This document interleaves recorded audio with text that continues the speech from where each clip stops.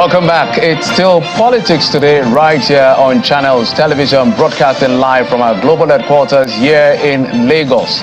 And we've been talking reverse politics, but I want to shift gears to what's going on in the National Assembly. I still have my guests with me in our Abuja studios, Mr. Laolo Akonde, who served in the last administration at the federal level as Channels Television analyst. Thank you so much, Mr. Laolo Akonde, for being on the program. Thank you, Jeffrey. All right, I also have with me coming on the program via Zoom, Mr. Paul Alaje, who is an economist. Mr. Alaje, thank you for coming on the program. Me. Can you hear me, sir? Yes, I can hear you. Can you hear me? I said thank you very much for having me. I can hear you loud and clear. So let's begin from somewhere. Now, we've seen the budget defense session ongoing at the National Assembly. Mr. Alaje, I want to ask you probably a non-economic question first and foremost. Why do you think that some officials of government wouldn't want to show up when they are invited?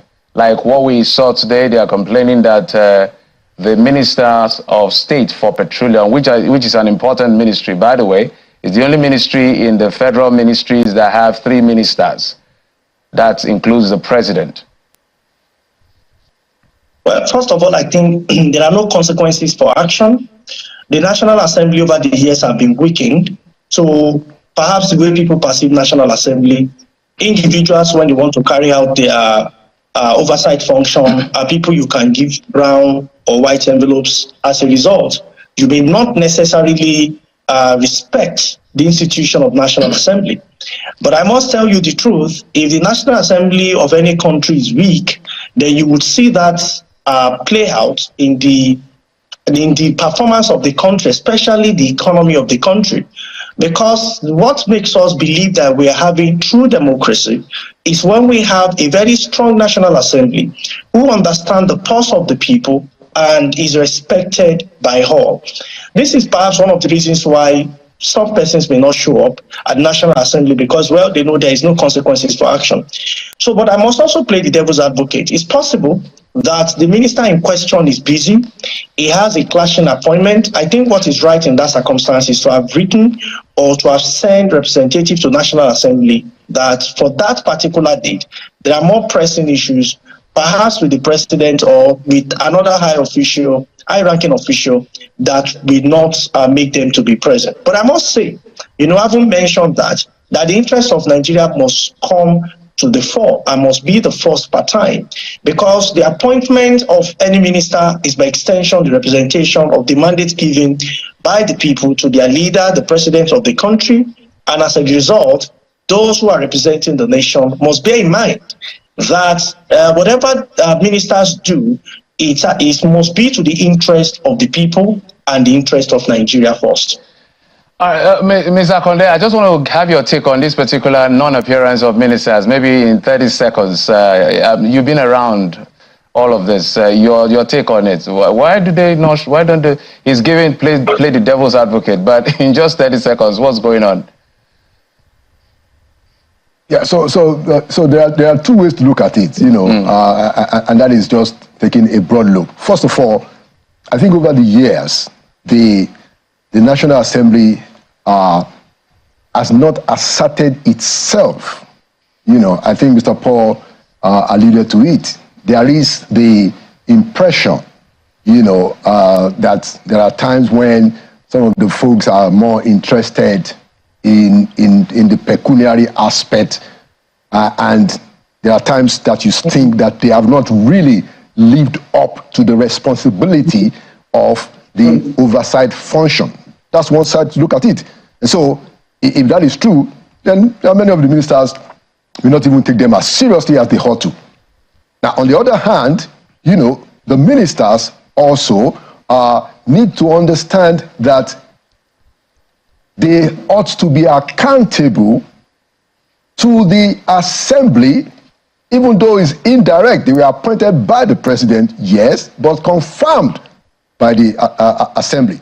And so, to Paul's point, it is important for them to know that budget is one of the most important, responsibility of government, because now you are spending money. So normally, you should have the ministers there. But of course, there may be mitigating circumstances. So for instance, if a minister is not in the country while the budget is going on, and the minister is also attending to equally serious matters of state outside the country, it makes sense. So it depends on, Okay, before, Mr. Alaja, I'm coming back to you. But just before that, we just learned that another commissioner has resigned in Rivers State. The Commissioner for Social Welfare and Rehabilitation, Mrs.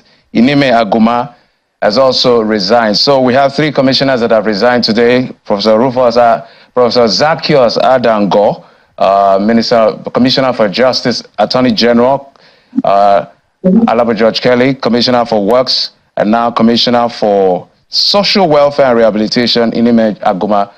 3 commissioners that have resigned in Rivers State. So, Mr. Paul, let me come back to you. I'm sure you've been reading reports and seeing the news on the budgets and all of this. So, I don't know what level of scrutiny you expect this lawmaker to subject this spending limits known as the proposal appropriation bill, given the fact that when Nigerians see some things, they feel quite enraged at some of the numbers they see. They expect the lawmakers to either maybe cut down or cancel or outrightly reject where necessary. Are you seeing what you want to see so far from the feelers you get on those who are trying to look at the appropriation bill on our spending limits? Well, I must tell you that when you look at the budget itself, it's a budget of overheads and personnel. And you can start from the Ministry of Finance, that has the largest, trillions of naira. Trillions of naira, over 8 trillion out of the 9 trillion plus budgeted for that ministry is going to overheads. And if you ask me, what do I think is the key component of that overhead? Maybe service. After that, you have some amounts going to capital expenditure and the remaining recorded expenditure. 10 ministries are to share over 80% of 2024 budget. 10 ministries. Of the 10 ministries, check out all the 10, from education to health. The larger proportion of this budget is going to recurrent expenditure, especially overhead and personnel costs. So the question is, what component of that budget will go to capital expenditure? So when the National Assembly are querying or questioning ministers or the representative of agency, the question we need to ask is what portion will be going into capital expenditure? And when we say overheads, what does it mean, the real sense? We need to come out by discussing, what exactly we are paying for over and over and over again, apart from personnel costs. And I can mention to you what is obtainable in different parts of the world. I will give you a country in the Middle East that was supposed to have huge personnel. But what they've done is that, for instance, the business registration department, which is equivalent to Corporate Affairs Commission in Nigeria, they've reduced the number of staff that belong to government by over 80%. But they did not sack anybody directly.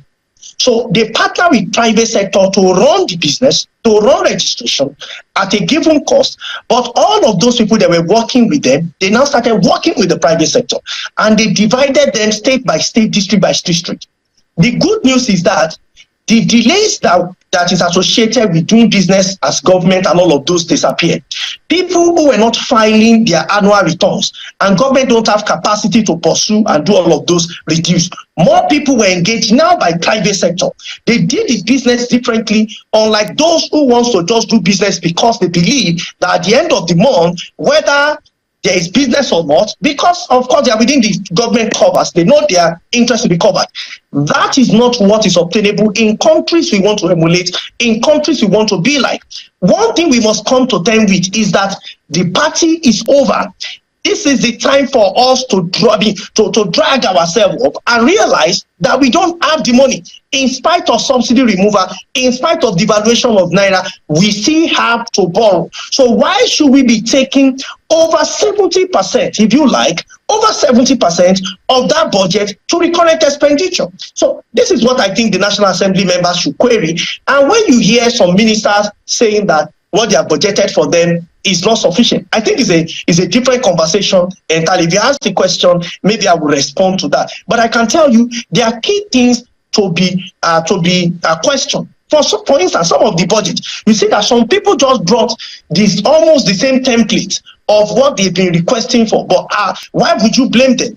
Those who want to question them are used to buying the same pattern of vehicles, and it has increased. It has been an upward trajectory over the years. We need to be serious as a nation.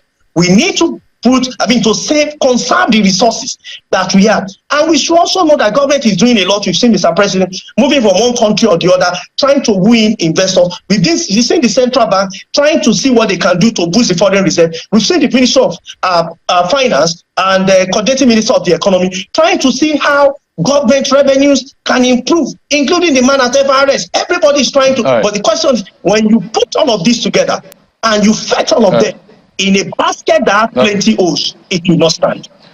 Mr. Alaje, we're totally out of time, but I'm going to take 10 seconds from both of you as much as possible. First, I know you mentioned some ministries complaining. Ministry of Justice, for instance, that complain about the 18 billion allocated to them.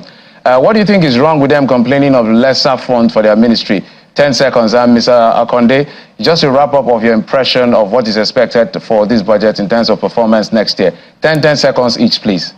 We just have a minute to go. Ms. Alaje, you first. Okay, so for me, I think that before now, those ministry and agencies of government should have met with the budget office under Mr. Akabuizi before it is presented. Coming to legislature as executive and complaining is a bit worrisome, because the legislature has actually not reduced it. So I think it's a bit of no communication, perhaps because the current government is new. Maybe this is why they're having these issues. But I believe that with 6 months going to 7 months, it's a sufficient time for those in government to put their hands together and come out in a single one. Remember that fact that some of these things had already been passed at Federal Executive Council. Why is it different when it gets to the legislature for them to look at it? So I think they need to do their primary assignment, which government has not done, as it's evident in the conversation we are seeing from some ministries complaining about what is allotted for them. All right, brilliant. Mr. Akonde, if you can just do it in 10 seconds, I would really appreciate. Okay, well, I mean, of course, a lot will depend on the ability of the executive arm of government to actually deliver on the promises in the budget. But today, I was reading a report by Empower Newswire that there has been no allocation to the Save Schools initiative. Zero allocation. We should ask the Ministry of Finance what is going on.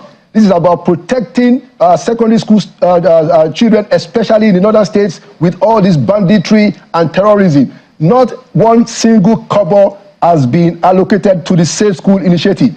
Let's ask the minister, what's going on? Thank you so much, Mr. Laolo Akonde, former spokesperson to Nigeria's vice president, and Mr. Paul Alaje, who joined us from Germany, an economist. Thank you, gentlemen, for your thoughts on the program. I really appreciate, and we really appreciate it. Thank you for coming on the program. Thank you so much for having us. Thank you, Jeffrey.